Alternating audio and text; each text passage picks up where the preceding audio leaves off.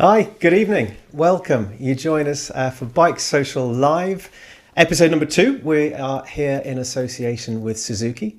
My name's Michael Mann. Joining me tonight, esteemed moto journalist Simon Hargreaves and Rapid Training's Clive Shepherd.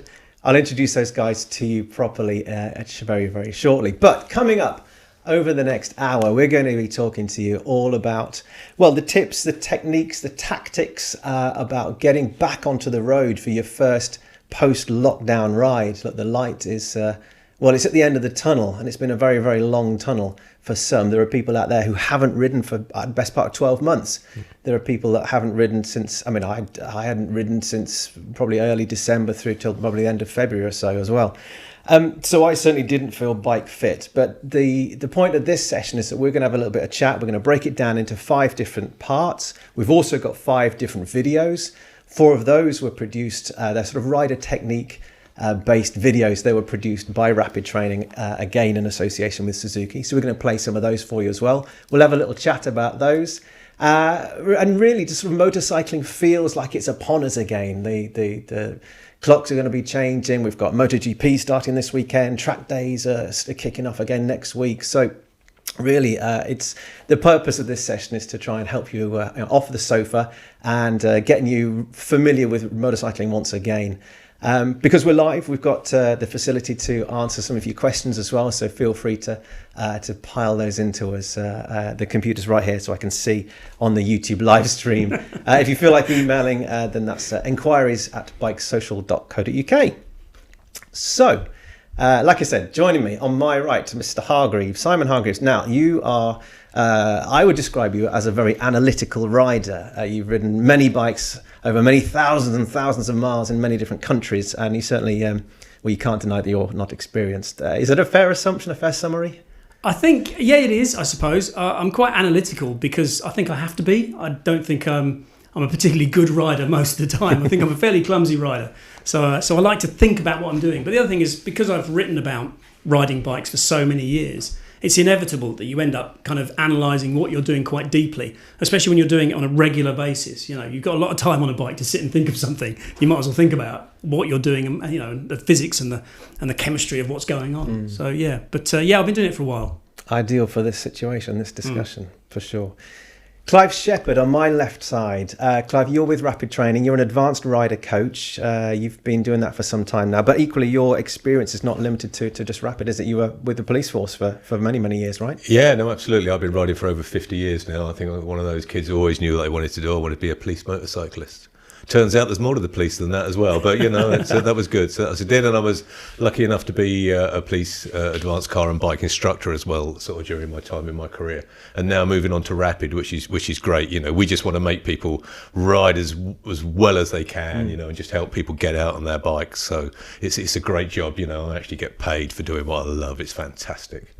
So we're not here to patronise in any way. We're not here to boost egos, to shrink egos at all. It's all about trying to help people get back onto those bikes and making sure they're safe and it's right and they're just approaching it in the right way. So should we start then? Should we start by perhaps talking about the approach to motorcycling before you even get on the bike? Because that's where it all starts, isn't it, Clive? I think you're absolutely right. And anybody that's watching this now is already starting to think about that, you know, which is great. They're doing absolutely the right thing, because it is, there's no doubt about it. It's like any skill on demand. If you don't practice it, you lose it. You know, if you don't play the violin for 6 months, you won't be as good as you was 6 months ago. And it's exactly the same with riding a bike. So just being conscious of that to start with, you're going to be halfway there. Great analogy. Something that you said as well, wasn't it, recently, about the musical playing? Or I think playing any hobbies or sports. Sportsmanship as well. I think the most, this is for me the most important part of this discussion, is this thing we're talking about right now, because every action that we take on a motorcycle is based on a thought. We have to think of it first. So everything is a mental process. So if we make a mistake on a bike, it's not really down to skill as such, or, you know, we're not losing an ability. We're losing the ability to use that ability, if that makes sense. So for me, the mental approach to getting back on a bike is the most important thing. that we're going to be talking about. And I completely agree with you. An expert rider is an intuitive rider. You know, it's that unconscious competence. They're not thinking about everything. You know, back to that concert violinist, they're not thinking about every single. They've got that whole overview. A lot of it's being done automatically, unconsciously competent, and that's what we'll have lost. We won't even know. You don't forget how to ride, do you? No, exactly. But it's like riding a bike. It is like riding a bike, but you lose that top level of finesse. And it's just a gradual kind of decay and erosion of all those kind of fine reflexes and concentration, all those kind of things, you know, that you do. If you practice them, they reach a certain peak. And then if you stop, like you say, they just disappear. It's the same for sportsmen. It's the same for musicians, artists. Any sort of super skill that you have to practice to achieve a certain level will drop. But the important thing is being aware of it when you're on the sofa, when you're starting to put your helmet on. Because let's face it, it's going to be like the start of a MotoGP race, isn't it? As soon as the flag drops, everyone's out there riding. Yeah. So, you know, that's going to present problems in itself, I think. But I think everybody needs to take a step back and have a really good think about what they're capable of. It's that kind of, because you have a memory, and it's like an expectation of how you're going to perform. And it's almost like that Casey Stoner quote, isn't it, to Valentino Rossi? Did your ambition outweigh your ability? Yeah. Well, our ambitions are going to outweigh our abilities for a little while, and we need to be aware of that, I think. And it's not just all around speed and stuff like that. It's like, you know, I don't expect to get on the bike next Monday and be able to ride for 8 hours without having an achy knee and an achy back, and you know, well, that's just not, you know, that's just not it. I can ride a bike all day, every day, but we won't be able to. You know, there'll be those physical things, those physiological things. It's worth quickly noting as well. Sorry, just one other thing. It is that the less experienced you are, the quicker you lose that finesse as well. Yeah. That's another kind. That's a scientific. That's a proven fact. So super experienced people can probably pick themselves up at a slightly higher pace. But for anybody who's lacking a bit of confidence or is a little bit of a novice or not that kind of, or maybe it doesn't even ride that often, that gap is going to be even more significant. It's I got to ride, you know, because professionally we ride. So I got to ride for my first ride after however many months. I made sure that my earplugs weren't, you know, duplicated in size, and I made sure that my visor was clean, and I made sure. And I'm not usually pretty good for that. I'm normally fairly lastminute.com, and then I'm away and there's loads of faffing in the middle. But I made sure that, because I knew it was going to be my first ride out again, I had to make sure that it was all in the right order. I knew what I was going to do. I wasn't going to be late, and it's fairly unlike me, but I'm glad that I sort of approached it in that way. But yeah, you're right about the sort of the mental fatigue, I think, as well. Yeah. I did, I don't know, 160 miles on a dual, majority of which is on a dual carriage, which takes plenty of concentration anyway. Got home, fell asleep. Yeah. You know, it was... In all fairness, you always do. No. And of course, it's not just us, of course. The bike's been sat in the garage for 6 months.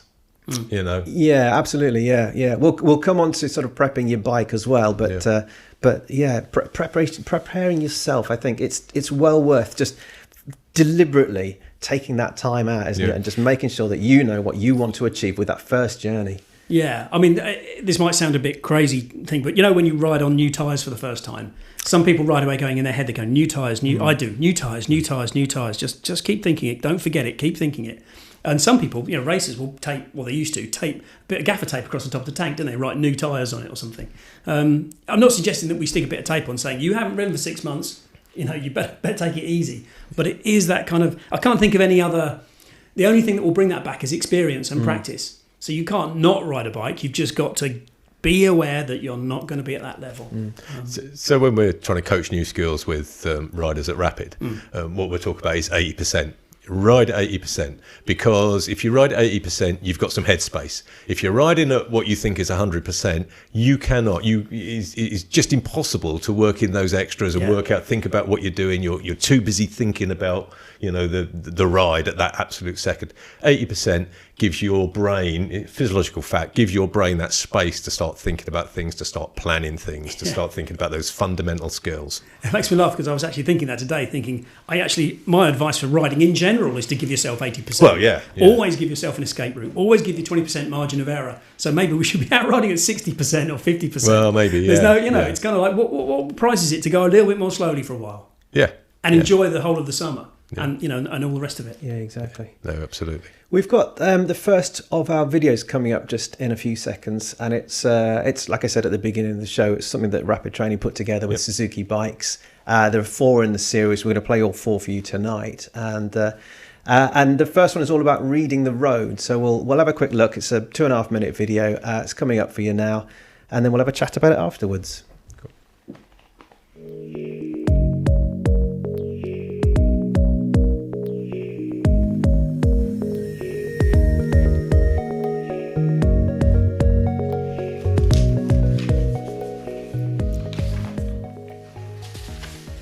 Great riders have a natural and intuitive riding style that makes cornering look effortless. In this video series, Suzuki teams up with Rapid Training to look at how the professionals do it and how you too can corner like a pro. We'll start by looking at how to read the road and take in all the information you need to handle a high-performance bike at speed. The single most transformational thing you can do for your riding is to learn to see and interpret detail at speed. The key to navigating bends is to identify them as early as possible, to gather as much information as possible, and to continually update that information by searching for what comes next. The faster we go, the more crucial this becomes. By identifying the warning sign for this double bend early, our rider gives himself time to search for more information. Beyond the sign, he sees a chevron board and the first left-hand bend. This tells him it's probably been the scene of serious accidents and may have hidden dangers. A cross view reveals a hedge which shows where the road probably goes. This gives him valuable information about how busy the road is and how severe the series of bends are likely to be. Our rider can see the road surface is poor and worn, which could affect traction. He will consider this when setting his entry speed. As soon as our rider begins to emerge from the first bend, he sees a further chevron board on the right-hander. Just beyond the board, he can see a farm entrance, which could mean tractors turning, maybe dirt on the road.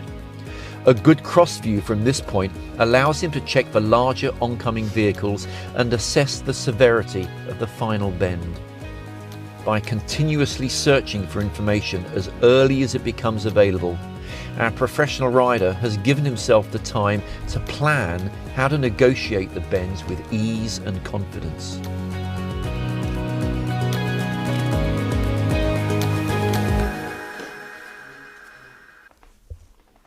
So reading the road, what a great video. One of the most commonly taught techniques, I guess, Clive, from your perspective, is it? Yeah, absolutely. So, I mean, we always talk about the 3 fundamental skills. And of course, reading the road is absolutely the first one, followed by interpretation and machine control. But if you don't know what's coming up, if you don't know what's, coming towards you, then you've got no chance of dealing with it successfully, really. And observation and reading the road needs to be broken down into 3 main areas. It needs to be early. You need to be seeing as far up the road as you can. You need to be seeing stuff as early as you can, and we position for that. We very much position for view. It needs to be detailed. It's no just having a scan of the road. You really got to know what's going on up there, and it needs to be continuous because it will change all the time. The second that you've made your plan from what you've seen, it will change, and that again is about being intuitive. About doing that. It's not having to make that conscious effort all the time. It's about building those skills so that you're doing it almost without thinking. So I know you had some thoughts about peripheral vision, didn't you? And Yeah, I mean, first of all, it's just kind of interesting what people's definition of what reading the road is, because when I always sort of used to think about reading the road, my interpretation was always about basically how you go faster on roads that you've not ridden on before. That was kind of that was how. And so reading the road was all about vanishing points. It was all about setting yourself up to follow the vanishing point. So it didn't really involve any of the observation side of it and that kind of systematic approach. It was just simply about following the vanishing point. What eyes fixated on that central point of the road. Is it coming towards me? Am I braking? Is it moving away? Do I chase it? Can I get back on the gas now? And the interesting thing is that definition of reading roads is not really applicable most of the time for most people when they're riding, because they're riding roads they already know. Why do I need to follow? I don't need to chase a vanishing point because I know where it is. I know there's a left-hander and it does this. So it's only when you're on those sort of unknown roads that it actually becomes mandatory. It's a requirement, which is maybe why people aren't. They're familiar with it, but they're not familiar with practicing it because they simply don't have to. But yeah, it's interesting in terms of eye movement. There's a lot of biology going on, and it's useful to know the difference between when you're fixated, your vision is fixating on something, and be aware of how long it fixates for. And then there are different types of eye movement. It gets a bit technical. There's saccadic eye movement. I think it's called saccadic. It's where your eyes literally sort of dart around. So if you're riding in town, you're constantly looking from side to side. There's a lot of saccadic vision, which is perhaps your brain is really active. Maybe that's why you get tired when you're riding in town a lot. And then on the motorways, is that because everything is so close? Yeah, and knows where the hazards are. Right. Because it's all about hazard perception. You're travelling at quite a low speed, so the bigger hazards are here, not here. That's why you tend to use your peripheral vision, which is really good at spotting. It's not very good at detail. It's rubbish at detail, but it can spot colour. It can spot flickering colour, flickering light, and it can Blue spot ones. Yeah, and it can spot movement. So you tend to use that for looking at the traffic in front of you, while you're kind of looking for people walking out in front of you. And it's interesting that it's entirely the opposite on the motorway, where you're fixated on a central point that is so far in the front because you're buying time by looking as far as you can, that your peripheral vision is dealing with this stuff coming at the sides, which is by and large irrelevant anyway, because if it's, if you pick it up, it's going to hit, you're not really going to be able to do anything about it at the speed you're travelling. The interesting thing is when you're on a twisty country A road, because then you've got everything going on. You've got the full works. So you've got your saccadic vision, you're constantly darting around, you're trying to fixate, your eye line is high, you want to look at the road as well, you want to look at absolutely everything. Mm-hmm. But I think that the bottom line is you don't need to know that stuff. It's just interesting to be aware when you're riding. It's almost like you're filming yourself. Just imagine, someone's kind of measuring what your eyes are looking at, and suddenly you realise you're seeing things and looking in places that you didn't realise you were. And that's why it's so important to be early with your observation. If you talk to any racer or you hear an interview with a really successful racer who's just got a lap record or whatever, they'll talk about that being the slowest lap they've ever done, because they're so in front of themselves, they're so in control, they're riding intuitively, they're driving intuitively, and it's exactly the same on the bike. There's a really good, I've got time for this, a really good experiment you can do. I know if people go out and film themselves while they're riding, and then if they've got access to be able to put that GoPro footage looking straight onto a laptop or a computer, and then split screen it with exactly the same footage running side by side, but with the left hand or the right hand one, zoom it in by 50%. Just scroll in. So the two films are running, but you're looking 50% closer at one of them. And it'll look like you're standing still. You're doing the same speed, but even on film, it'll look like you're not moving at all. And it's exactly the same with your eyes. It's the further ahead you look, effectively, you're not effectively, kind of metaphorically, you're slowing time down because you're giving yourself time to react to things that are coming towards you. But the corollary of that means that anything that does happen here, you need to have seen it, because if you don't only spot it when it's here, it's too late. It's interesting stuff, isn't it? Reading the road has so many layers and it means so many different things. It's almost like you can't have a one size fits all for everyone. You've got to kind of find out what people need to know, and then explain to them, actually, you want to be looking at the vanishing point, or don't worry about the vanishing point just yet. Let's talk about because actually trees and hedges. You can see right across that hedge, and you can see the massive lorry coming towards you. Don't worry about the vanishing point. Quite. I feel like we could talk about that for a lot longer, but we ought to move on. Otherwise, we'll be well over the hour when we get to the end. Not that that's a problem, I don't think. So the second section, all about fitness. We've touched on it earlier already about the sort of the physical and mental fitness. But again, I speak from experience. When Christmas came and went, and then there was a couple of months later before I first got on a bike, and I thought, well, it's a bit of a tight squeeze into that jacket.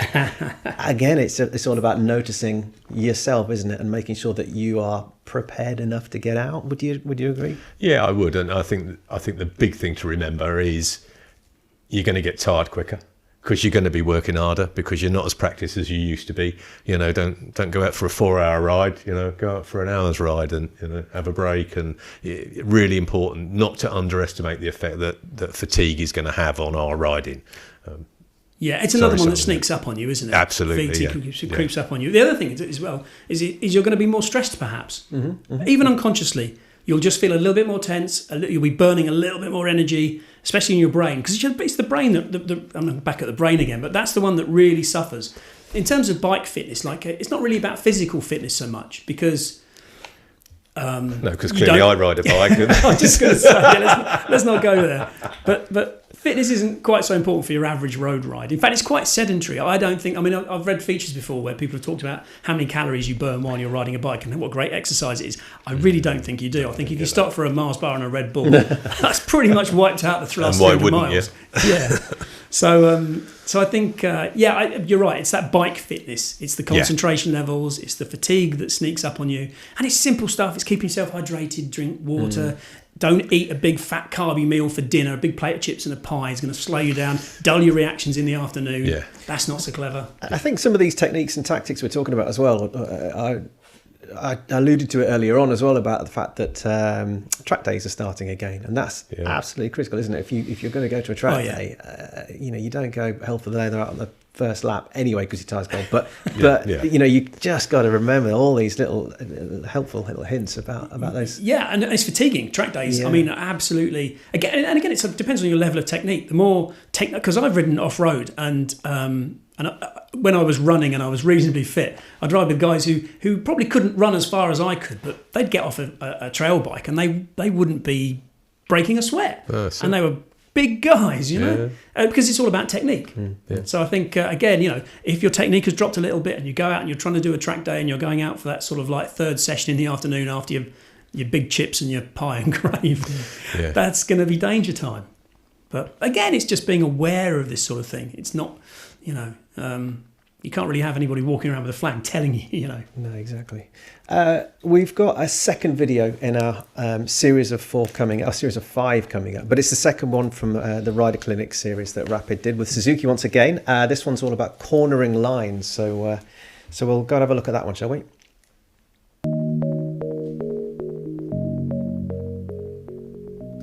Welcome to our second video in the Suzuki Rapid Training Corner Like a Pro series. Today we'll look at cornering lines. The line we take through a corner has a big impact on our speed, stability and safety. To maximise speed and safety, our rider uses a late apex line for this series of bends. This means he hangs out wide on the approach and stays wide until he can see through to his exit. This extends his view through the bends and allows him to travel at higher speeds safely. A traditional racing line increases the radius of the bend and allows us to enter faster. But because it reduces the available view of the road ahead, in most cases he can't take advantage of that extra entry speed without risking safety. The further ahead our rider can see, the faster he can go. The late apex line forms a tighter radius, which means our rider may have to lose a little speed on the way into these bends. But because he can stand the bike up earlier, he can drive out faster. And with a high performance machine, that is important. Whatever he lost on the way in, he can more than make up for on the way out.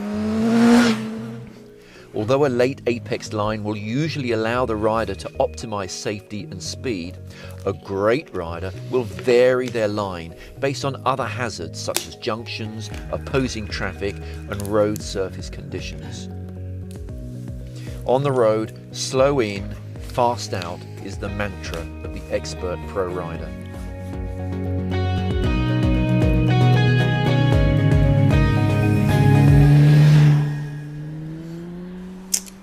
There we are, cornering line. So all about apexing, really.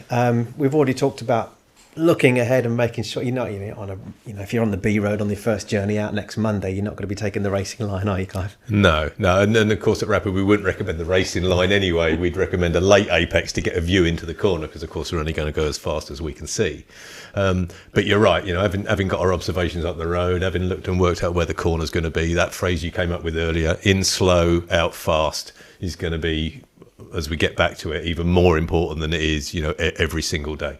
The other thing that I will wager that we'll all suffer with is not being relaxed on the bike. We won't realise it, but we'll be tense. That the whole art is that single push of steering when you've got your view into the corner, looking where you're going, that single and relaxed one push of steering.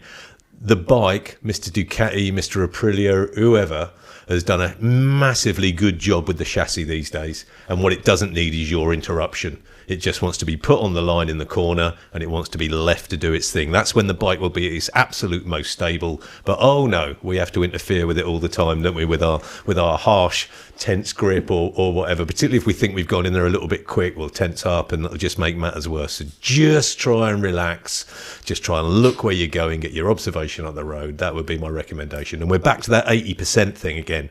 You know, let's just tone it off a little bit. Let's get it in. Let's get it smooth. Let's get our observations up the road. Because, you know, modern bikes, we're never going to be short of power. If we find we're a little bit slow, you know, we've got the power to just turn it on a little bit. Much better being slow than being too fast. Oh, yeah. Yeah, that's right. Yeah. Most of the time. I was going to say, I rarely get into a corner thinking, oh, I wish I wasn't so slow. Yeah. Well, when adventure bikes these days are making 170 odd horsepower, you've got plenty to get you out. Yeah, absolutely. It's interesting what you're saying about racing lines, because there are different types of racing line. And I think your classic racing line where you sort of turn steadily in, I think if you take a modern MotoGP line, you're a bit on a safer par, because you basically straight line, get it on its ear, straight line back out again. Absolutely. It's almost a V in the corner. Yeah. But the principle of turn late, apex late, you've got loads of room on the exit then. You've got that margin for error. Yeah. We've got a comment on the feed there. Steve Fox, he talks about, he asked, what about trail braking? Yeah, I mean, there's a lot of talk about trail braking, and on the road, I wouldn't generally rely on it as a strategy. But I know we're going to look at a video later that talks about how late can you brake in a corner. You know, so we will touch on, should we ever brake in corners? Well, clearly, it's, you know, you can brake into corners. What we like to talk about is, particularly on those sort of, you know, those flick-flack B roads where you know we've got proper corners, if you like, is going in with a closed throttle to get the weight on the front, improve the traction on the front wheel, and then be able to sort of pick up into a steady throttle through the corner to stabilise the bike. And I suppose braking into a corner is an extension of that. Sometimes you have to, you know, sometimes things haven't worked out exactly as you thought they were going to, and you do need to brake into a corner. So whilst I would never say, two words I never use is never and always, you know, so we'd never say never brake into a corner, because sometimes you have to, and yeah, absolutely. But would I use it as a strategy to rely on all the time? Probably not. I think it's a case of one size fits all. I think there are some riders out there who are perfectly capable of trail braking and, you know, braking up to the apex in braking through the corner in a different way. I'm a big proponent of using the back brake. Pretty much as soon as I'm off the front brake, I'm almost on the back brake straight away, because it settles the bike. But we can get onto all that with throttle control, perhaps. I think it depends on your level. I think if you're riding at a level where a fairly high level, then I don't particularly. I would advocate it. I think using the back brake, particularly on the exit of a corner, is a really, really good idea. Not stamping on it, obviously, but again, if you're talking at a novice or a less experienced, again, without trying to be patronising, but I think, you know, there are other things that are more important than braking up to an apex, especially on the road. And those intuitive expert riders have a range of strategies that they can apply to the given situation, which may be trail braking, which may be completely inappropriate with something that's presented in front of you at the next corner. And it is about being able to adapt your approach and that machine control part of it, you know, really understanding machine control, what the brakes do, what the bike does, how the suspension works. That is when you can put in those different strategies. I know this is the cheesiest analogy, and I apologise for it, but it really, really is. At a certain point, it's like the world's best guitar solo, and you're just riffing it. You're just with it. You're in the moment, and you're just making it up as you go along within a set of rules. You're in the right key. You know what I mean? Yeah. You're not breaking every law of physics, but you can do this. You can do that. You can pick and choose, and it's a beautiful thing. But it is like an improvised jazz guitar solo. Yeah, exactly. And for me, again, it sounds cheesy, but what I try and do with a lot of my motorcycling is I impose sort of metaphors on it to try and make sense of it in terms of the reality of the world that I live in. Do you know, I make little mental models of what's going on. It's trying to explain the world in a way that my head can understand it, which might not fit everybody else. That's the other thing. It's like, musician, what's he on about?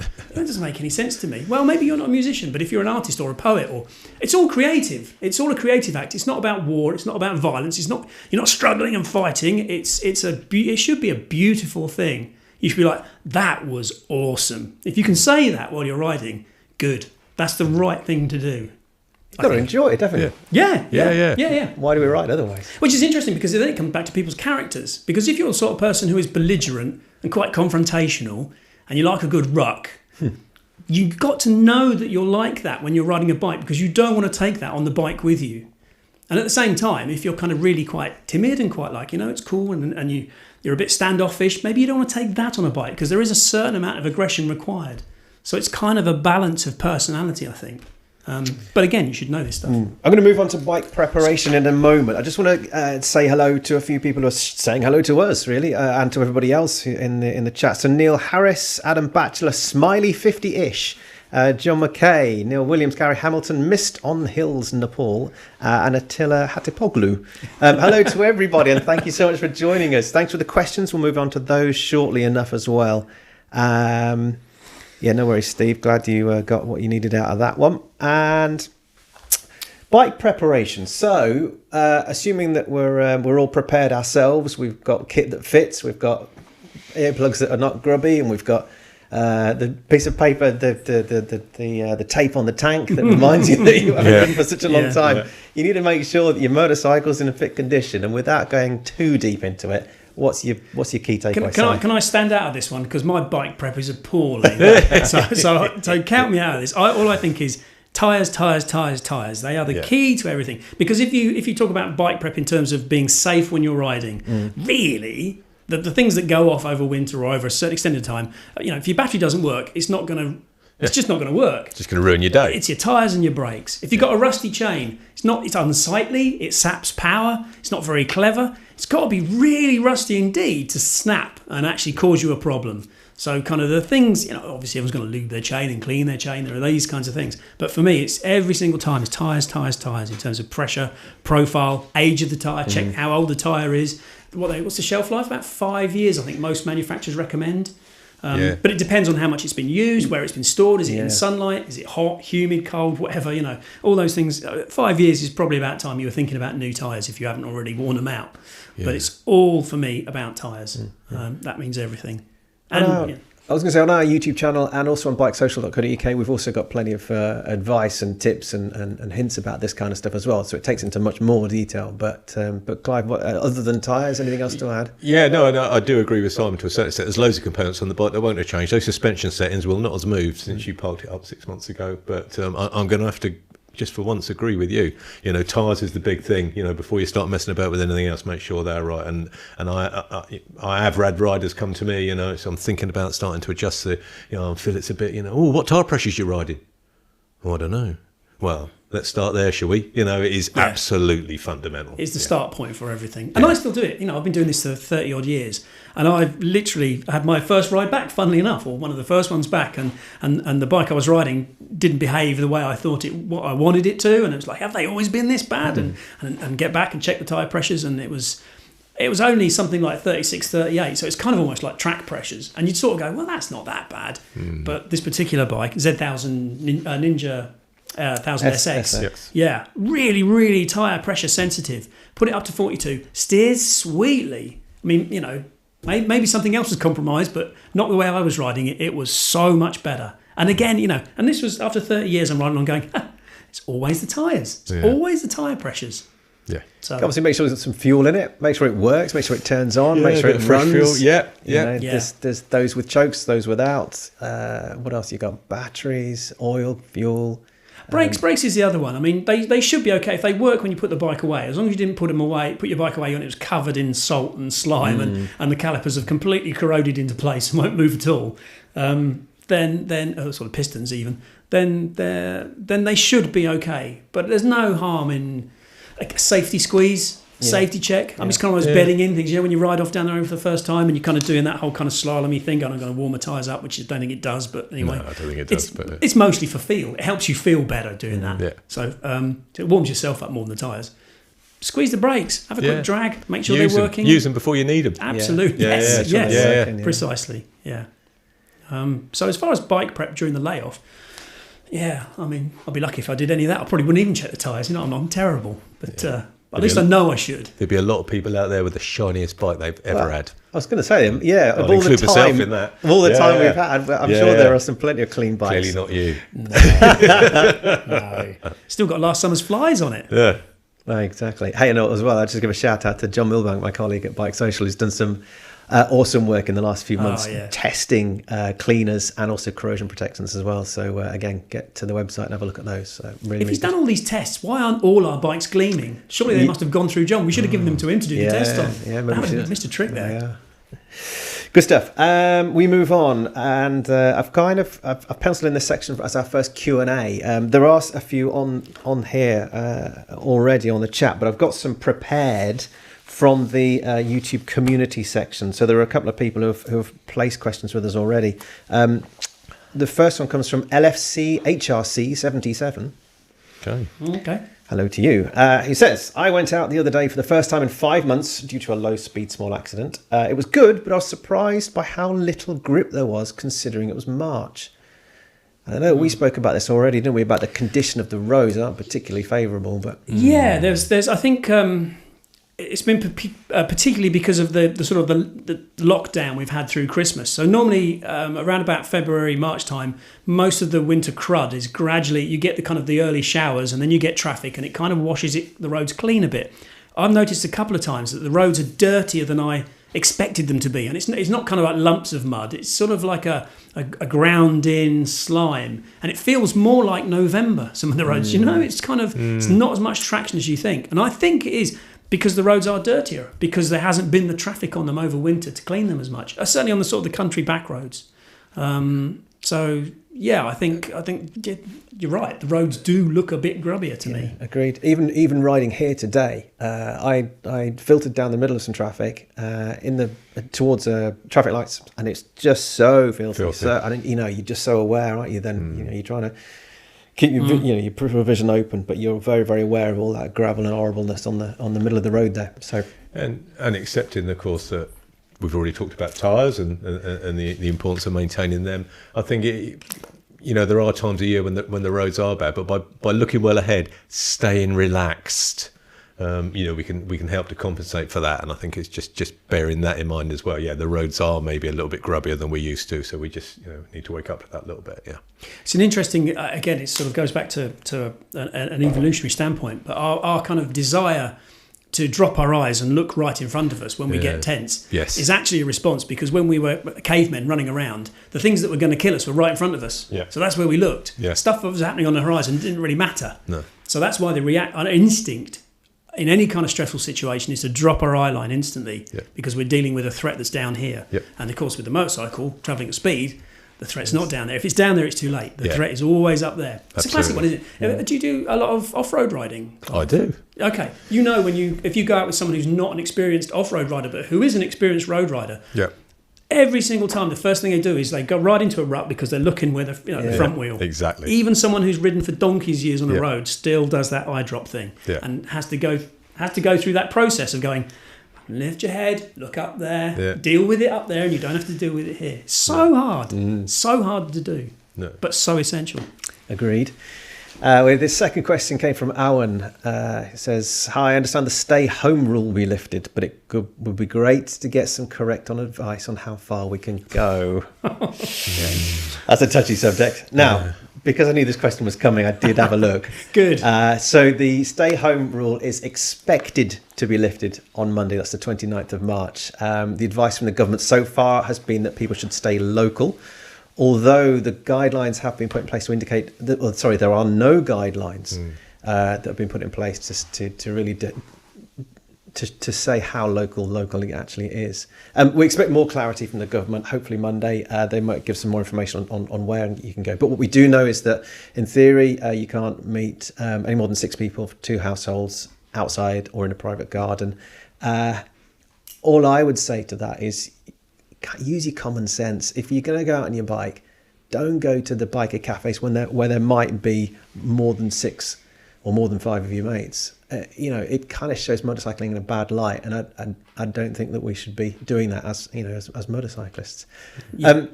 I would also say that just check I don't think you can go into Scotland or Wales and vice versa coming into England. So just check your local regulations, really. Yeah. And Patrick Collum says, sadly, he's at work tonight, but he has a question. I've been lucky enough to ride to work during the pandemic. I've noticed road manners have been in serious decline. What do we think about how to avoid accidents in what is likely to be a fraught return to many people driving and riding? You mentioned about the MotoGP Lap 1. Yeah. I think, we can kind of come on to this because, there are many things out there that are going to be different, but certainly the standard of... Even if we've sat down and we've done the Zen thing and thought about how we're going to behave on a bike and we've checked our tyre pressures and we've done everything right and we go out cautiously on the road, 90% of the I can't believe they're not watching this video, but 90% of the people out there will not be riding that way, and certainly none of the drivers will be. So the standards will have dropped. Standards of driving will have dropped. Standards of riding will have dropped. And there's no there's no simple solution other than extreme caution, prudence, be careful. Just watch what you're doing out there. Cheers. And we talked about, from our point of view, reading the road, it's interpreting what you see as well. Applying that so what if you like, test, to everything that you see and, what's going to happen, for me. And there's that sort of recognised patterning sort of situation you get where, when you see someone up the road turn nose into a country driveway and it's not like a farm vehicle, you think, well, I know the next thing that's going to happen is that's going to be coming back out at me, so that's a really good example. So it's just applying that test all the time and everything you see, and it'll just be, there's... I don't want to stereotype, but there is that. Go on, do it. There is that Dacia. What's it going to do next? Yeah. It's going to do your legs. That's what it's going to do. So it's Have you guys ridden on the Isle of Man on Mad Sunday? Yeah. No. Because in my head, it's going to be kind of like that. It is absolutely. It's just like whoa, people everywhere. Which it won't be that bad, I'm sure. No, I'm sure. But some people have got jobs they've got to go to. Yeah, sure. Easter weekend will be like that. Yeah. Good. We move on. I just want to give a bit of a shout out to Rapid Training as well, because via Bennett's Rewards. So that's the rewards. There's about 150 different rewards, different discounts, different opportunities and competitions and discounts you can get by being a customer with Bennett. Bennett's Rewards is. It's rewards.bennetts.co.uk where they're all listed. But anyway, Rapid Training are listed on there, and there's 2 opportunities at the moment with those guys. So you can get 20% off I think it's called the Bespoke course. Is that right? Yep. It's a 4-hour intensive one-to-one course where you learn what you want to learn, and the coach will work with you. Yeah, exactly that. Yeah, it's the coach will identify your needs at the time, and that's what we work on for 4 hours. It's really popular. It's really effective. And people make some really good progress with that sort of intensive session. Brilliant stuff. We've got 20% off that at the moment. And there's also a competition which runs until the end of March where you can win that course. So that's all available on Bennett's Rewards. Like I said, if you're a Bennett's customer, you've come direct, you get that for free. If you've come via an aggregator, it costs, I think, £36 for the year for that one. Okay, we've got the third video in our series. It's all about throttle control. So we'll watch the video and then perhaps have a little chat about that, and then we'll get into some more questions a little bit later on. Thank you so much for your questions so far.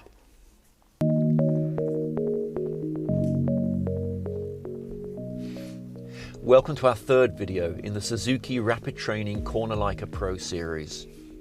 With a big impact on stability and performance, the throttle is one of the most important controls for the rider to master.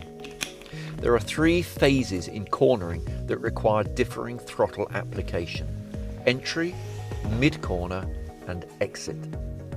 In a challenging corner where the bike is working hard to maintain traction, our rider approaches and enters the corner with the throttle off. This increases traction at the turn-in by moving weight onto the front tyre. It also improves the steering geometry, which makes it easier to steer accurately, quickly and tightly into the corner. The more upright the forks are, the easier the bike is to steer. Once our rider has entered the bend, he waits for the bike to settle on its line and then opens the throttle sufficiently to maintain a constant speed. We call this a positive throttle.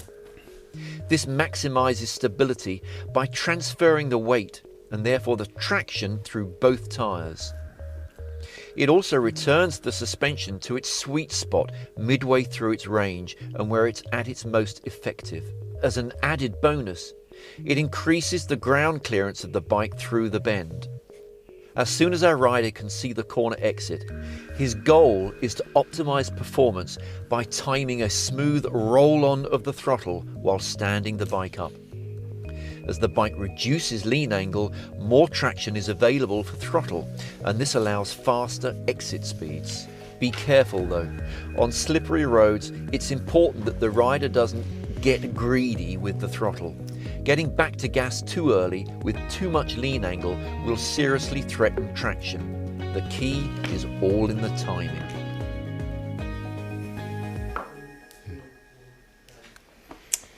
Chaps, throttle control. Tell us a bit more about it, Clive. Yeah, I mean, a fundamental part of cornering, certainly.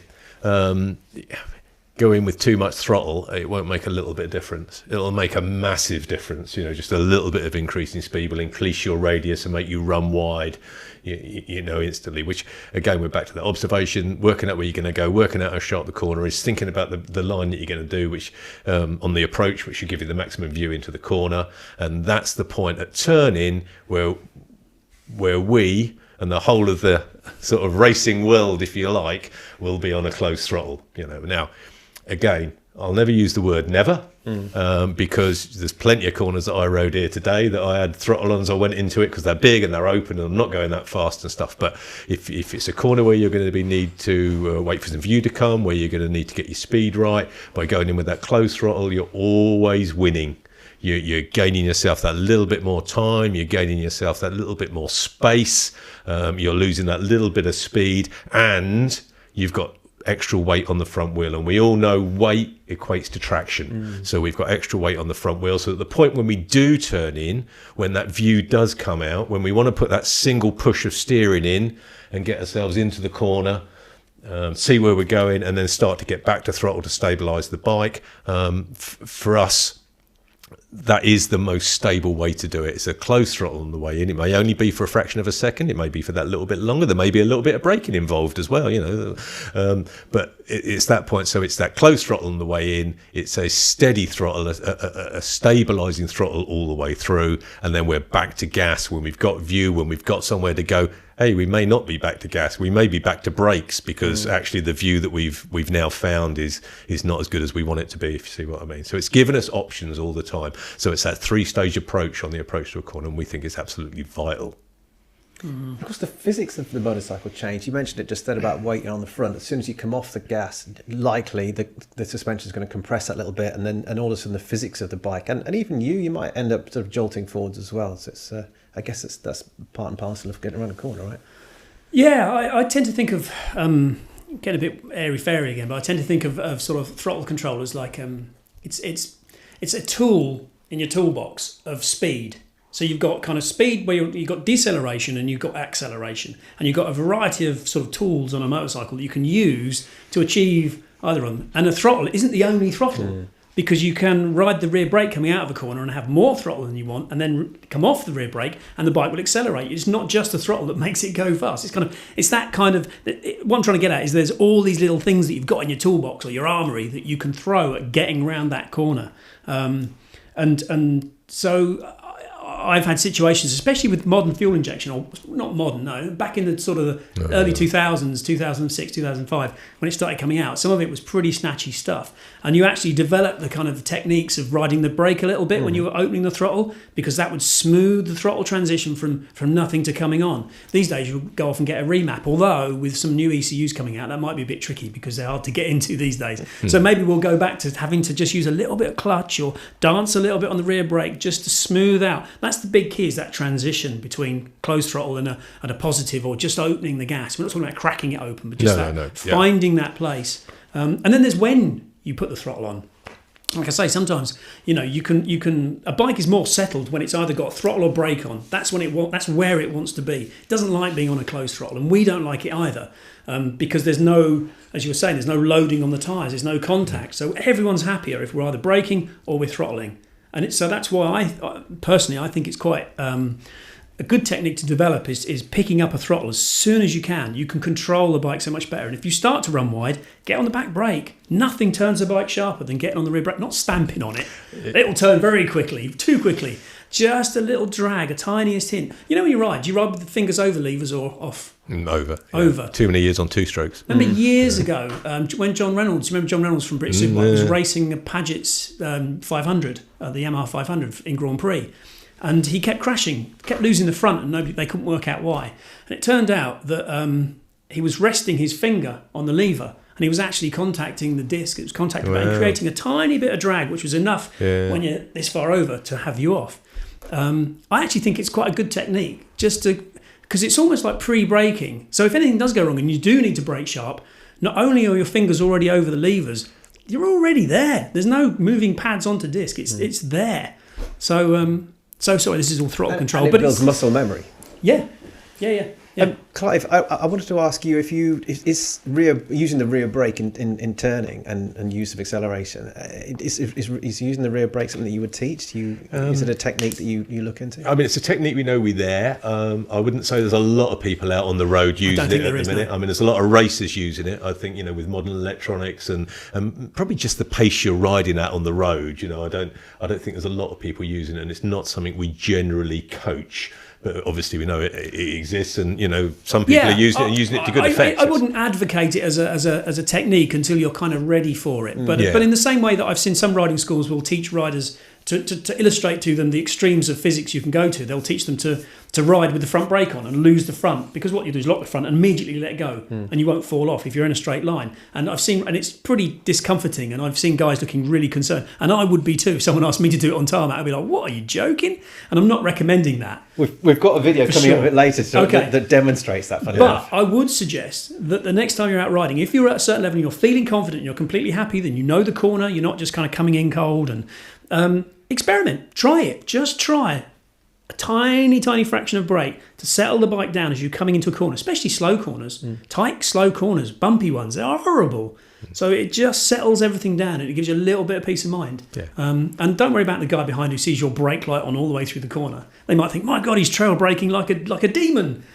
But it's okay, it's just a bit of back brake. Yeah. And I do use a back brake in certain situations, and it's coming back to that understanding your machine control and using different techniques, different strategies in different situations on different bikes. We've kind of dived into the observations and planning section already earlier on, but also in just this part of the chat as well. Is there anything more you want to add about observation? We've kind of talked about deliberately lifting that eye line and thinking about making sure you're looking there, not there. Yeah. It's a fairly obvious thing to say, and I think a lot of riders out there will understand what we're talking about, but don't necessarily do it. Yeah, and I would completely agree. Me involved. No, we're all guilty of it. We all need coaching at some stage. Valentino Rossi has a riding coach. Exactly. Yeah. So we're all guilty of it on occasions, but that is, I would say, those fundamental skills of observation and planning are the things that really hold riders back from being really good riders, and that's the most common things we see. They'll come to us, I have real trouble with right-hand corners. Yeah, that's because you're looking there, and once we can work through that, and we support people through that. We get them looking further up the road, and it's transformational. And it's as simple and as complicated as that it is. It's all about getting it up the road. It's about getting it continuous. It's about getting it detailed, so you know what's going on up there. So when you're saying it's a slippery day or whatever, that's so you need to look even further ahead, because you need to be smooth, you need to be online, you need to work out where you're going to go. So yeah, absolutely, it's all about getting it up the road. Like I say, which is easily said, but it is difficult to achieve on occasions. It's interesting that we shot an eye tracking video where we sort of experimented to look at where riders were looking at as they rode, using some fairly clever software and some glasses, and it's on the channel. One of the things that was sort of most obvious was that on country roads, you use your eyes to describe the line before you get to it. Mm-hmm. So as you're coming into the corner, you're looking initially at the apex because you're braking. So you brake, there's the apex, and then as you're coming off the brakes, your eye line picks up and you look at the exit. You look as far as you can down the road because you can begin to see, I'm starting to turn now, so where am I going? Yeah. But then as you turn, your eyes will drop back to the apex again. And it's almost as if, at first I thought it was reassuring yourself that you're in the right place or doing the right thing. But it's not. You're actually kind of, your eyes, watching the movement, direct you. They guide you through the corner. They're saying, this is the line, take this line. And so it's quite interesting to sort of, some riders will only just kind of look once and that's it. Their eyes are then on the horizon. Yes. They don't look back. No. They're kind of fully committed. I wouldn't necessarily say that's a good thing. Yeah, and that particular feature, which was so fascinating to watch it back. We saw Jason O'Halloran, wasn't it, the BSB star. He was just exactly that. So he would look once and then he was up and away, and he's almost got so much faith and confidence in his machinery, and also the line that his eyes had already drawn, he was away, and that's maybe what makes him a professional racer. Yeah, I think it does. Yeah, I'm not, like I say, I'm not advocating on the road necessarily. I think, you know, I wouldn't really prescribe to tell you what to look at, because then you might miss something you should be looking at. I think you should look at everything. Don't try and don't limit yourself. Just kind of have. Again, I go back to my kind of analogies. I have a radar. And it's kind of pinging off left, right and centre, but I'm trying to pick up everything up there, behind me, everywhere. Yeah. You want a complete understanding of what's going on in your environment. It's like a sphere of influence, isn't it? Kind of extending beyond you. And it's like your sphere of responsibility. You know, anything that happens inside this zone, I have to be responsible for, because it's only going to affect me. If it's somebody else in a car or somebody, that affects them. So I've got to care for myself. That's my main duty. Which is why sometimes, I mean, this is a little bit controversial, but if I'm riding with a group, I'm not that keen on people telling me what's going on the road. So when a lead rider starts waving his hands and pointing at mud, I'm riding along behind him going, yeah, dude, I'm kind of taking care of myself. You take care of yourself. I'll look after myself. I don't need you to tell me what's going on, because occasionally I've had people do stuff and I go, whoa, what? It's like, I was a bit of mud. Yeah. You know, you don't have to tell me this stuff. So that's what I mean. It's kind of this sphere of influence. You're responsible for yourself, nobody else. So that's why everything has to matter. You care about everything. You see everything. You pick everything up. And don't forget to do it. Don't start thinking about what you're having for tea tonight, because then it goes off.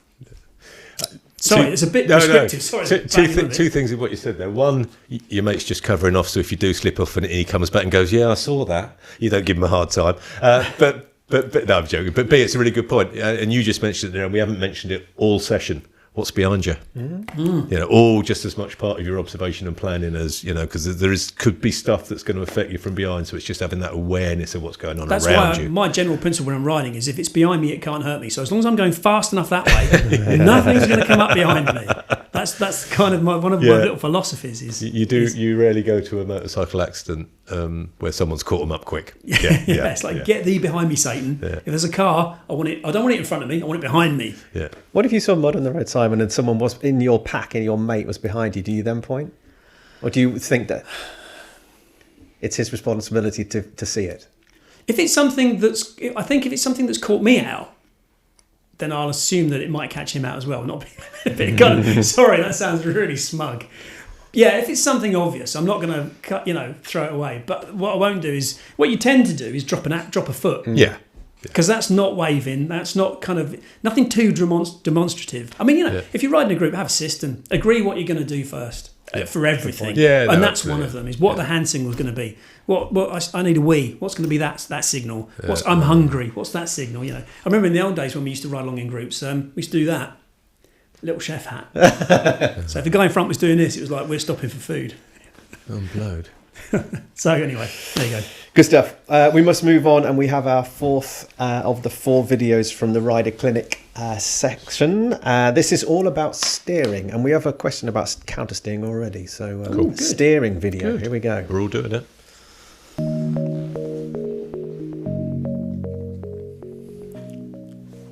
Welcome to our 4th video in the Suzuki Rapid Training Corner Like a Pro series.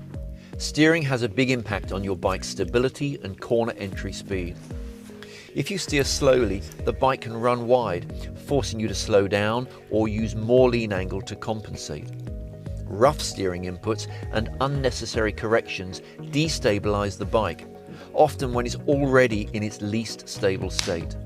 And the faster we go, the more these effects are exaggerated, so the cleaner steering needs to be. Counter steering is the only way to get a bike to turn crisply and cleanly. You use a single push and release on the handlebar, pushing the right bar to go right and the left bar to go left. It sounds simple, but there's a lot you can do to hamper the effectiveness. First, the direction of push is essential. If the rider pushes down on the bar, nothing happens. Even if he pushes down and forwards, nothing happens. But with a tiny forward pressure on the bar, the bike turns sharply. To get a crisp, clean steering input, even a slightly downward push dilutes the input and will slow steering down. Body position can have a big effect on steering too. Shifting body weight out of a bend counters the steering input, slowing the steering, and means the bike must lean further to make the bend at a given speed. Moving body weight into a bend improves the steering action and reduces the lean angle required, which means better stability and higher speed potential. At road speeds, our rider uses a neutral or slightly positive position, which is all that is needed to optimize the steering action, reduce the lean angle, and improve stability. It's important to only use one steering input wherever possible. If you enter a corner fast, you're already using a lot of your available traction, and another steering input risks destabilizing the bike. The bike is most stable when you relax your grip on the bars after your steering input and allow the front wheel to self-align. So the pro rider uses one precise steering input, releases his grip, and allows the bike to freely run around the bend.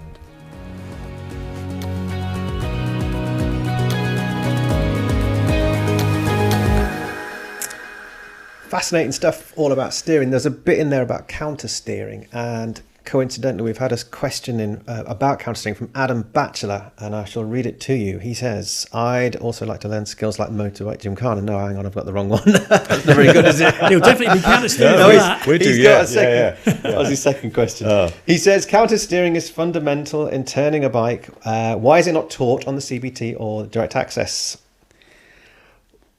Oh, he says. He goes on. He says, I know it can be natural to turn a bike, but it's never explained in detail to learners. What's your view? Who wants to go first? Go on. You pick up the CBT one. I think that's really right. We all clearly counter steer because that's the only way the bike goes around the corner. That's what it's physics. It's just we rarely delve into it. And just a quick name check for Giles, who's my fellow coach, who's been doing those videos, which I think are excellent. I think he's done a fantastic job with them, and he explains them really well. Slack steering, ineffective steering is one of the sort of biggest things that stops people cornering effectively. Being able to make the most of turning the bike, like I say, that ability to run wide and all that. You need to have effective, crisp, smooth, relaxed steering, and which Giles describes. And you're right. The trouble is, people may have heard of counter steering and they'll have read loads of stuff about it on the internet, but they won't have a real understanding of it. They won't have practiced it, and it's just raising that level of consciousness and practice those steering. One of our courses, our bike master course, has 2 sessions of track training in it. It's not about riding on track, it's about riding on the road, but we use a track to train it, and that's where we look at those fundamental skills of cornering. And for a lot of people, the counter steering section, if you like, the steering section is a revelation, and really moves it on. Sorry, Simon. No, it's fine.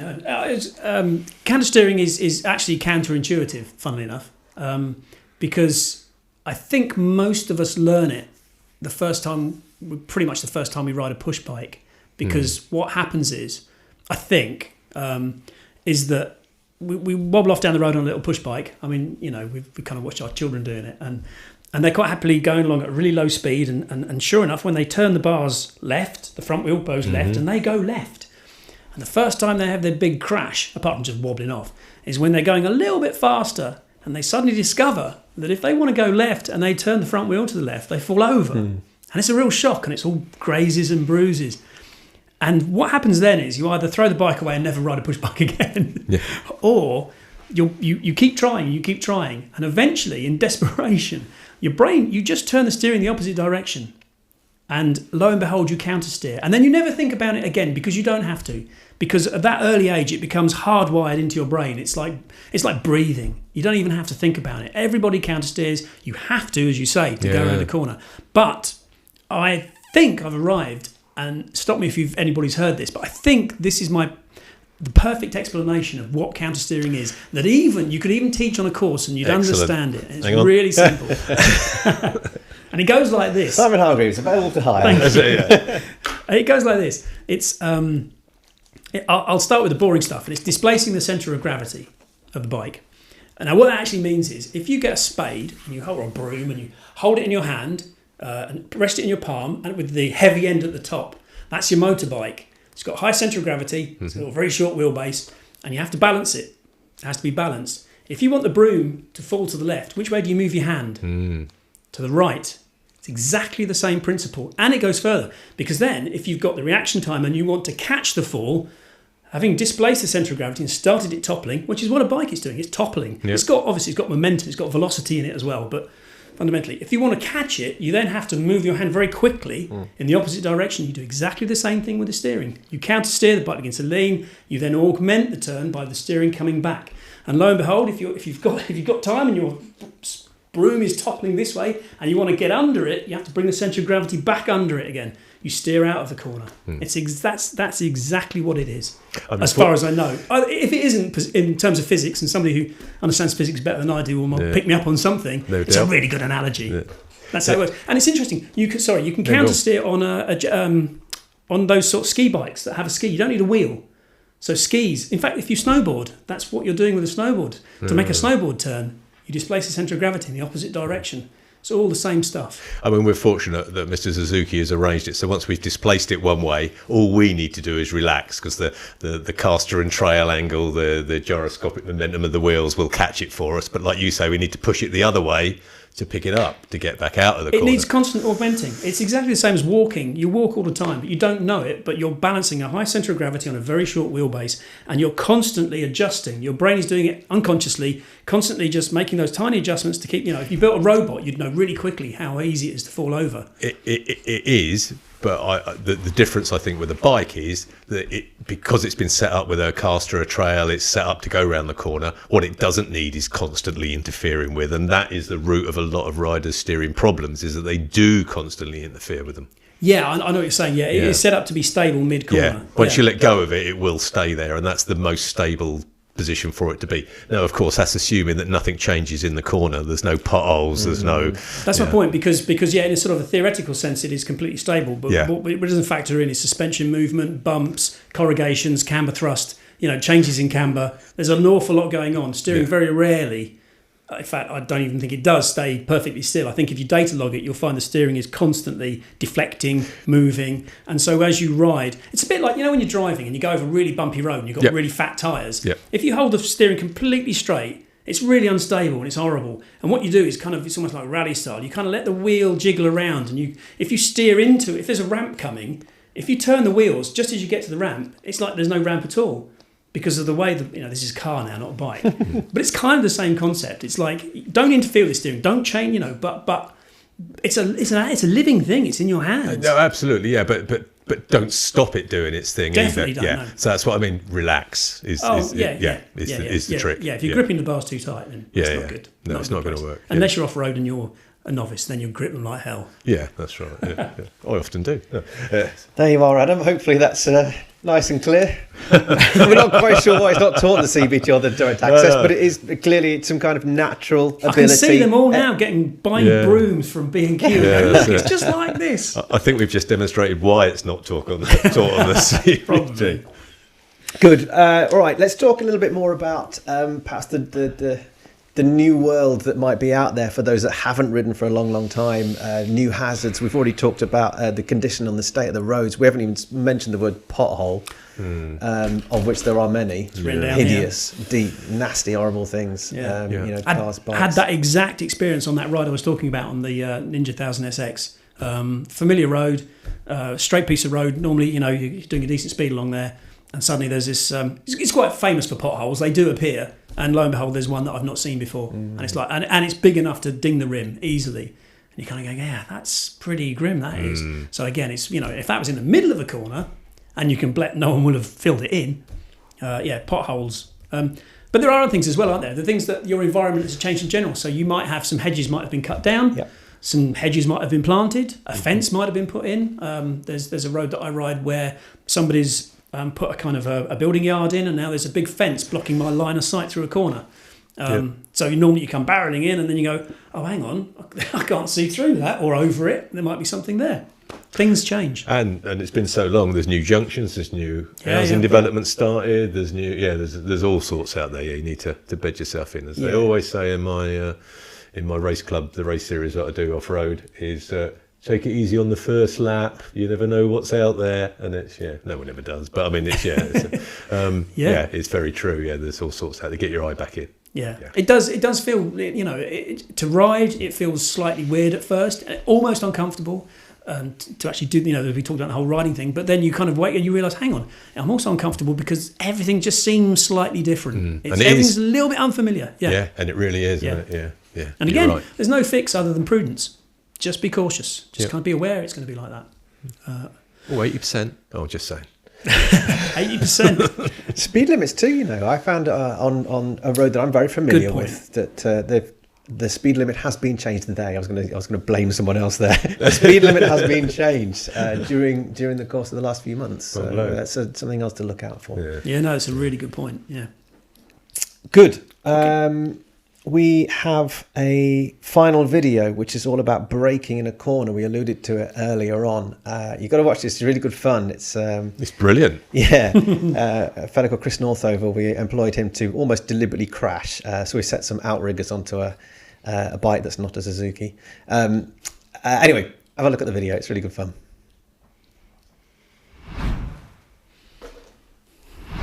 Okay, picture the scene. You're out for a ride. Beautiful day, Peak District, Lake District, somewhere you're not familiar with, new roads, beautiful sweeping tarmac. All of a sudden, that bend in front of you is tighter than you thought it was going to be. We all try not to brake in a bend, but if it comes to it, if push comes to shove, the bend has tightened up, you don't want to go straight on. Just how hard can you brake while turning? We came here to use this Yamaha MT-09, set of outriggers on it, and had a go at pushing the front as hard as we could into a turn, just to see what would happen on the limit.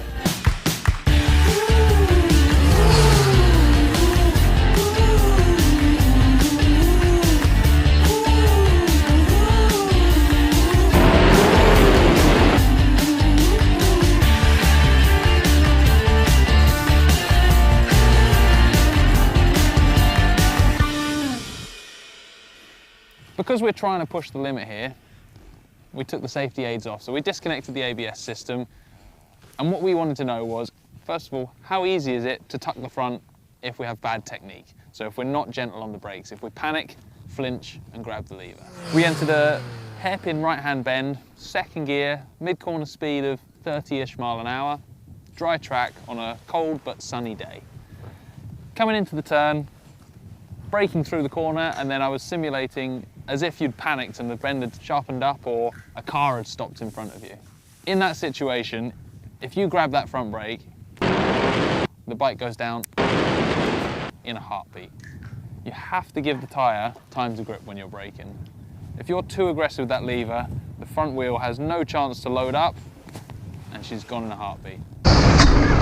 So the next thing we wanted to try out was, if we're using good braking technique, if we're being smooth on the lever, nice and progressive, letting the front tyre load to get grip, just how far can we push that? We hear about people talking of trail braking. You see racers braking deep into turns on a racetrack. What's the limit? Where does that end? At what point does the front still wash?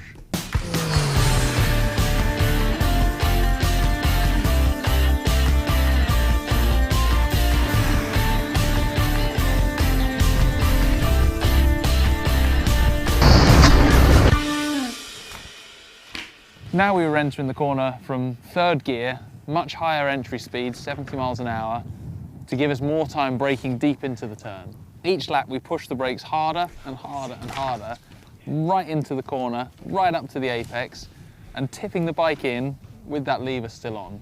Initially, I have to admit, I couldn't get it to tuck. You have to brake so hard and so deep into the turn, and still the bike loads the tyre and grips. Eventually we found the limit. But at this point, we are braking really hard on the side of the tyre in the middle of the corner.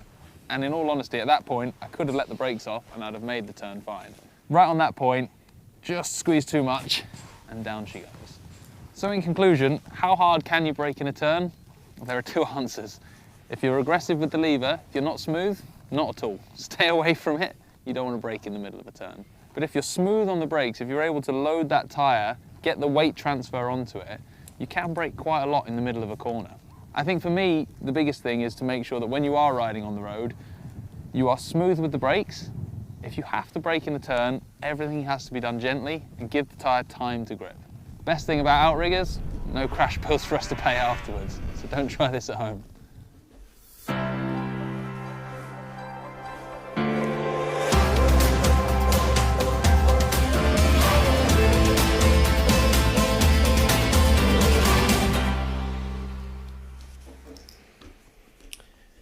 That Chris Northover's got some skills, hasn't he? I don't know who else. I don't think I'd have been confident enough to go piling into that corner, even with those outriggers on, knowing full well that it's going to save me.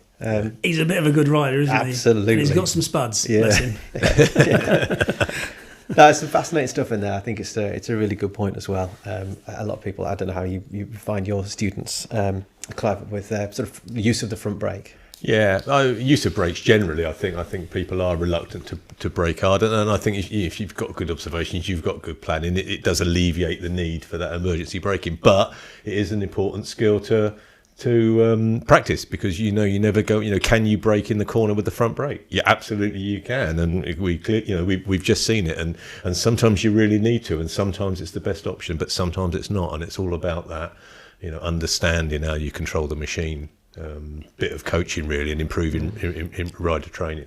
A very wise thing was said to me once, which was that if you're in a corner and you have that moment of panic, where you kind of go, oh my God, I'm going to make it. It could be because you're running too fast or whatever it is, or you suddenly lose confidence in yourself. And there's a split second where you've got a choice to make, and you haven't got time to make it. It's an instinctive thing. And the instinct is to shut the throttle, and then the next thing you want to do is hit the brakes, because by shutting the throttle, the bike is standing up. It's either running wide into a car or into a hedge, depending on your corner.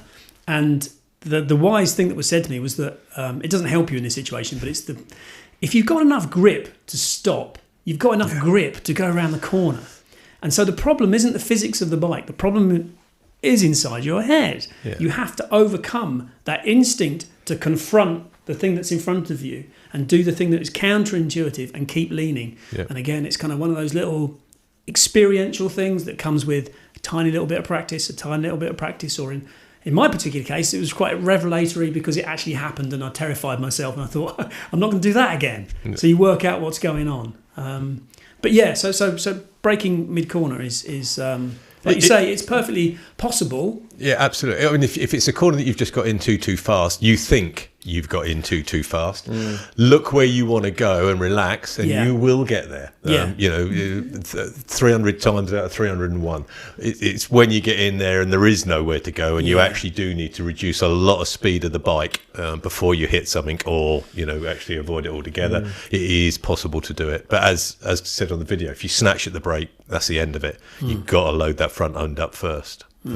Some really, really good tips coming from you guys. I'm going to go back and I'm going to ride home and I think, oh yeah, I should think about this, and the grip in the corner and the la la la. But don't forget, the most important thing is baby steps. Because if you're a musician, you can practice. You have to practice is about failure. That's what practice is. Otherwise, it's just repetition and you don't get any better.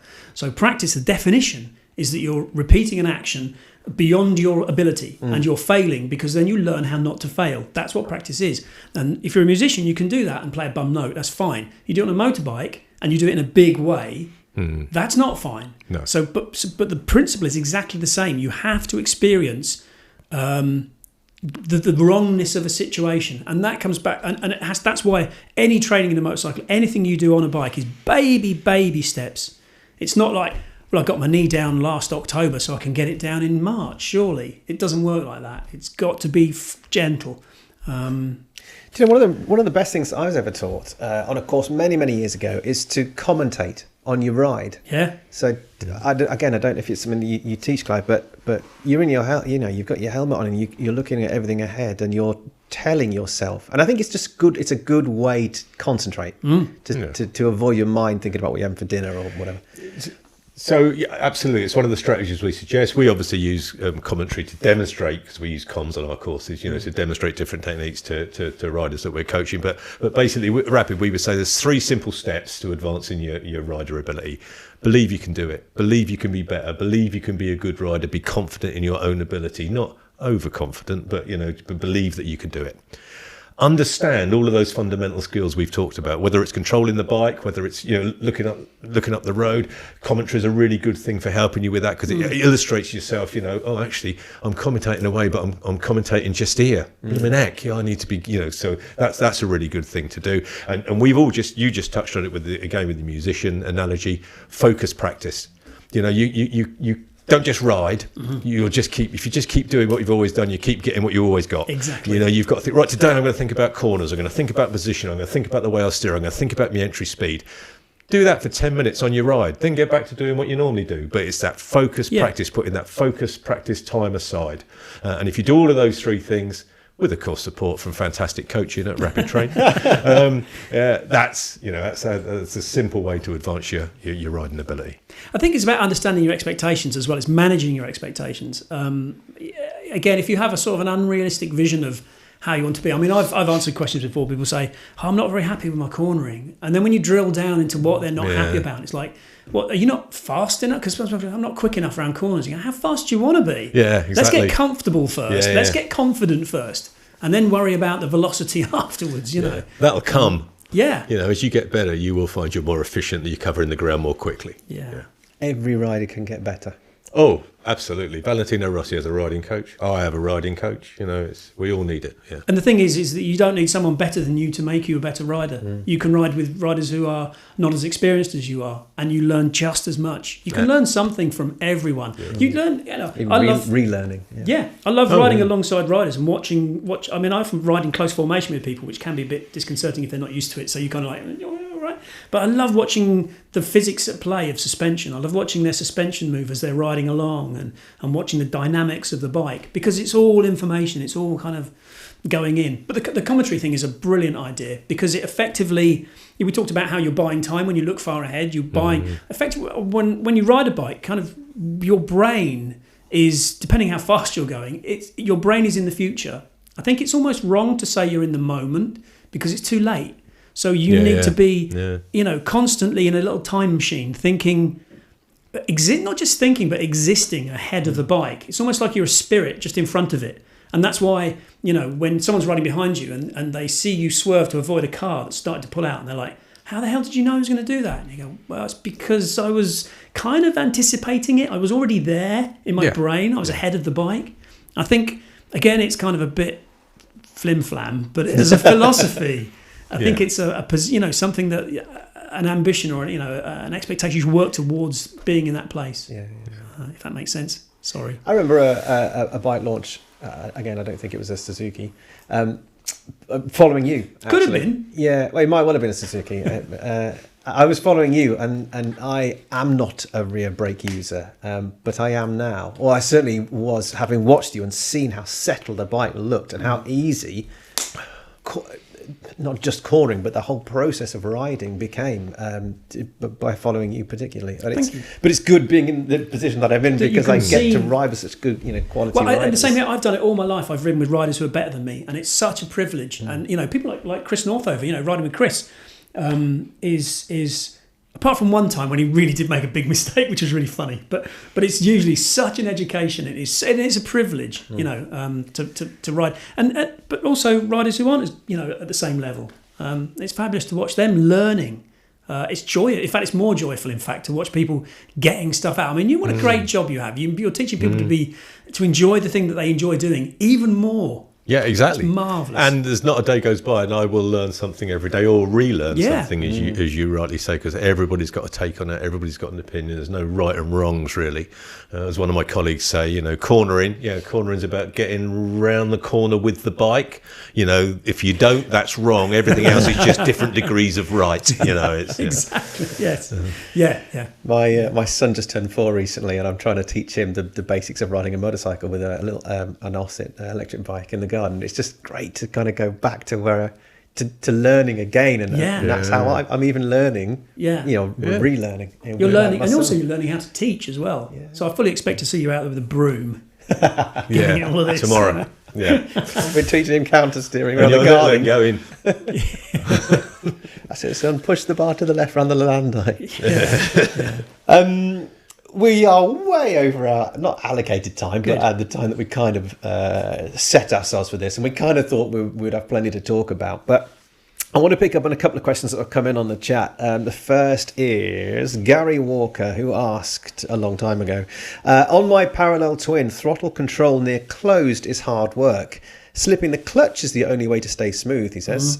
Does anybody else have a better way? I mean, for me, as I was talking about, the clutch is one of the tools in your armoury. It's one of the tools that's a bit of a mixed metaphor. It's one of the tools in your tool chest. It's one of the weapons in your armoury, along with the rear brake. Those two counter my snatchy throttle. If you got a little bit of throttle snatch. And again, practice helps. Again, when I was sort of riding that Kawasaki, as soon as I jumped on it, I thought, my God, this throttle is so snatchy. And within a couple of days, it's fine. Because you've tuned yourself into it. But I think, a little bit of clutch slip. I mean, it's not a bad thing if you just want to kind of, if it's done in simultaneously with coming off the throttle, or coming onto the throttle rather, it's just kind of smooth progress. What I wouldn't recommend doing is kind of hanging onto the clutch and really dragging it out. It really is a dip. It's right on the edge of the clutch travel. But certainly at lower speeds, in those lower gears, I'll moderate things with the clutch on occasions. But it's a difficult thing. A parallel twin. I don't think engine configuration has a huge amount to do with it. I think I've ridden snatchy inline fours and snatchy V twins and big ones and little ones and all sorts. It's more to do with how long the manufacturer spent developing the throttle software, really. Among other things, many other things. I was just going to pick up on something actually completely different, a little bit about what we were talking about earlier about braking going to the corners and with the advancement of electronics on modern day machinery. Good point. Cornering ABS, for example. Yes. It's almost like we want to do that video with Chris again, using cornering ABS, and actually how much can you rely on it? Because it's all very well saying, this bike's got cornering ABS. How much? What does that mean? What point does that actually come in to help you? I was fortunate enough to be at Bosch's test centre in Boxberg in Austria. I can't remember if you were there with the KTM when I think it was. I can't remember which model it was. I've certainly been there and done some stuff with the cornering ABS. When they launched, they were the first manufacturer to bring out cornering ABS. I think it was a race between them and BMW and somebody else, like it usually is. But anyway, KTM got us on the bike first, and it's one of the few times where I've actually kind of deliberately got into cornering ABS. I think I've felt it before, subsequently, but I've not really known, and it's certainly nothing I'd go and look for on the road. I wouldn't get anywhere near it. But with this KTM, we were riding around 70 miles an hour in a big concentric circle, and it was basically, at first it was kind of like, ooh. And by the end of the day, it was like full handful, forks tuck, big dive, bike sits up and stops. Incredible stuff. Just astonishing. Doesn't make it uncrashable. No, not at all, because you've got to have somewhere to stop. It's all very well you're in a single lane and you're looking for that. But I suppose I look at it like any other safety system, whether it's your radar, like you say, your 6-axis IMUs, all that sort of thing. They're safety systems. And if you're going to start to include them in your planning and in your riding, they stop being a safety system and become a rider aid. So therefore, they're not increasing your safety margin, which for me is what the manufacturers have developed them for, to make it safer, to give you a bigger safety margin. So exactly true. Yeah. So depending on your level or how you want to ride on the road, it's really not advisable. I wouldn't advise it to start using them as performance aids. No. But you can. It's there, absolutely. I mean, there is the argument that, of course, the bike will stop quicker under control without the ABS, of course, because you're not getting that modulation. As soon as the ABS cuts in, you're going to extend your braking distance, but you won't be locking the wheel. So, chicken and egg. Yeah. I think there's absolutely no question. I mean, a few years ago, and this does involve Suzuki's, when ABS was first introduced, Suzuki was selling a few models that had ABS and some didn't have ABS, and on a few models, the non-ABS bikes were outselling the ABS-equipped bikes. And I know there'll be a price differential, but I couldn't for the life of me understand why. It's like, guys, come on, this stuff, and girls, this stuff really, really works. You don't notice it while you're riding it. One day it might save you, and you'll be thankful you had it then. Absolutely. Yeah.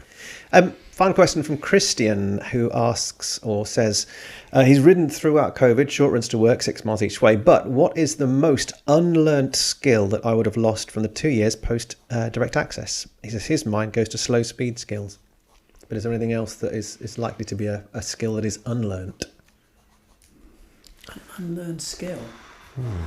So it's something natural and innate that. Maybe it's something that's taught that you just naturally forget, and you kind of concentrate on the more basics of riding without thinking ahead about. But maybe it's counter steering either. I mean, for me, it'll be observational planning.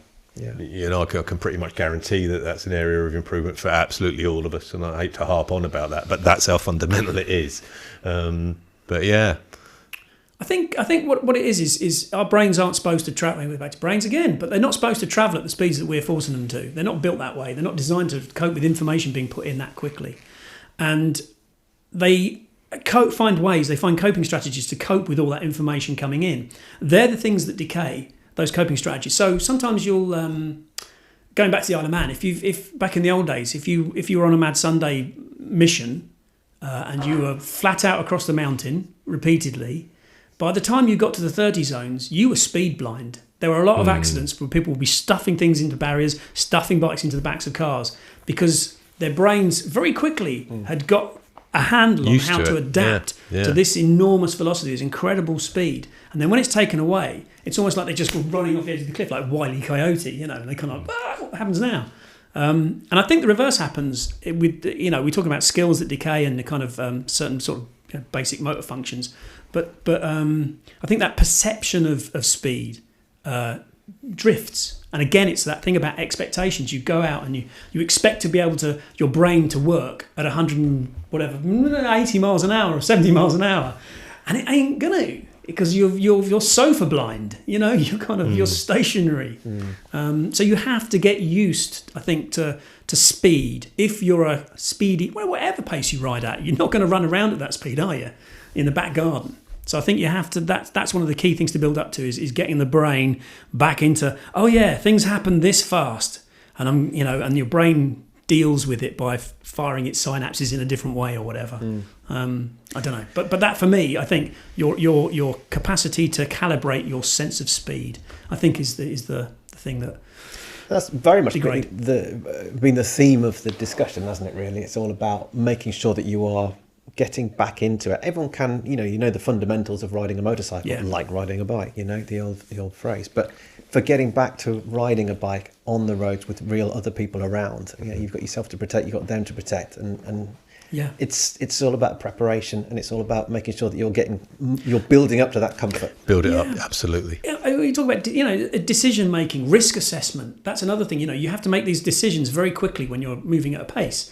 You have to assess the risks really quickly. And if your brain's not functioning at that pace, or the other thing is that will affect your risk assessment is the exuberance of being back out again. I'm out, I'm doing this, I'm here, and all those chemicals floating around inside your brain, all that, and endorphins or whatever they are. Is that the right word? I don't know. Yeah, dolphins or something. Dolphins, like yeah. Dolphins, that will affect your measured response to situations and your ability to be prudent. I always like to think of this is a bit, it's not morbid, there's a grim hand on your shoulder, and if you don't think of that every time you do an action like an overtake or break into a corner, then I think you're putting yourself at a risk. And it can be anything. You can think about your children at home, you can think about your partner, you can think about your mum and dad, you can think about anything like that, but there needs to be an angel and a devil on the shoulder. It doesn't need to be a devil, but there definitely needs to be an angel just saying, whoa, hang on a second, do you really want to do that? It's like a little computational thing. Just second guess. Nah, it's okay. Or no, it's not. Let's leave it there. And on that note, that bombshell. Guys and girls, well, look, thank you to you two. Clive, Simon, thank you for your time. Thanks for your input, your insight. I've learnt a lot. I hope everybody at home's learnt a lot too.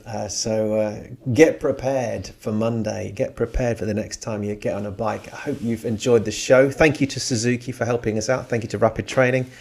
My pleasure. Thanks for joining us. And if you enjoyed the Bennett's content, please subscribe, tell all your friends, and ask us any questions you need in the chat. And we'll do our best to get back to you. All right. Thanks so much for joining us. See you next time.